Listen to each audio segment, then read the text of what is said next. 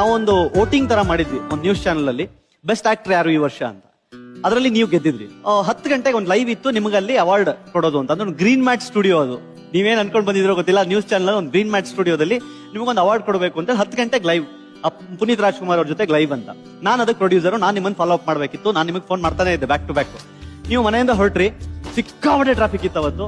ನೀವು ಹೇಳ್ತಾ ಇದ್ದೀರಾ, ಇಲ್ಲ ಕೀರ್ತಿ ಅವರ ವಿಧಾನಸೌಧ ಹತ್ರ ಕಚ್ಕೊಂಡಿದೀನಿ, ಇಲ್ಲಿದ್ದೀನಿ ಅಲ್ಲಿ ಹೇಳ್ತಾನೆ ಇದ್ರಿ. ಬಂದ್ರಿ ಇನ್ನೊಂದ್ 4 ನಿಮಿಷ ಅಥವಾ 3 ನಿಮಿಷ ಉಳ್ಕೊಂಡಿತ್ತಷ್ಟೇ. ನೀವು ರಾಜ್ಭವನ್ ಹತ್ರ ಸ್ಟಕ್ ಆಗಿದ್ರಿ. ನಾನು ನಿಮಗೆ ಫೋನ್ ಮಾಡಿದೆ, ಸರ್ ಇನ್ 2 ನಿಮಿಷಕ್ಕೆ ಲೈವ್ ಹೋಗ್ಬೇಕು ಅಂತ. 1 ನಿಮಿಷಕ್ಕೆ ನಾನು ಅಲ್ಲಿಗೆ ಬರ್ತೀನಿ ಅಂತ ನೀವು 1 ನಿಮಿಷಕ್ಕೆ ಅಲ್ಲಿಗೆ ಬಂದ್ರಿ. ಟ್ರಾಫಿಕ್ ಇದ್ರು, ಯಾಕಂದ್ರೆ ರಾಜ್ಭವನ್ ಹತ್ರ ಕಾರ್ ಇಳಿದು ನೀವು ಅಲ್ಲಿ ತನಕ ನಡ್ಕೊಂಡ್ ಬಂದಿದ್ರಿ. ಫುಲ್ ನೀವು ಉಸಿರಾಡ್ಕೊಂಡು ಬಂದ್ಬಿಟ್ಟು ನೀವು ಹೆಗ್ಲ ಮೇಲೆ ಕೈ ಹಾಕೊಂಡು, ಸಾರಿ ಲೇಟ್ ಆಯ್ತು ಅನ್ಸುತ್ತೆ, ಬನ್ನಿ ಹೋಗೋಣ ಅಂತ.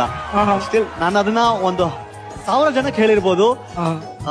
ಅವತ್ತು ನಿಮ್ಗೆ ಬೆಸ್ಟ್ ಆಕ್ಟರ್ ಅವಾರ್ಡ್ ಕೊಟ್ಟಿದ್ದಕ್ಕೆ ಎಷ್ಟು